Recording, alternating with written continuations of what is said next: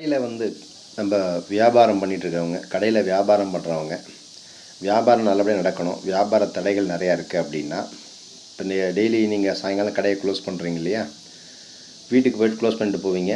அடுத்த நாள் காலையில் வரும்போது நீங்கள் என்ன பண்ணணும் அப்படின்னா, கோதுமை மாவு வாங்கிக்கோங்க. சின்னதாக ஒரு கைப்பிடி அளவுக்கு இருக்கிற மாதிரி கோதுமை மாவு வாங்கிக்கோங்க.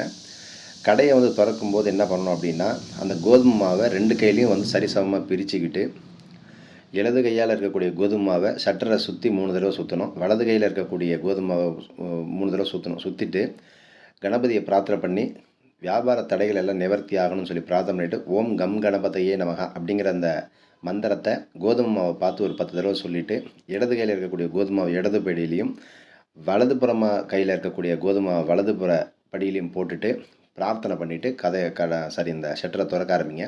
இதை டெய்லி தொடர்ந்து யார் செய்கிறீங்களோ கண்டிப்பாக அந்த தடைகள் நிவர்த்தி ஆகும். கோதுமை மாவு எறும்பு திங்கும்போது சனி தோஷம் நிவர்த்தி ஆகும்.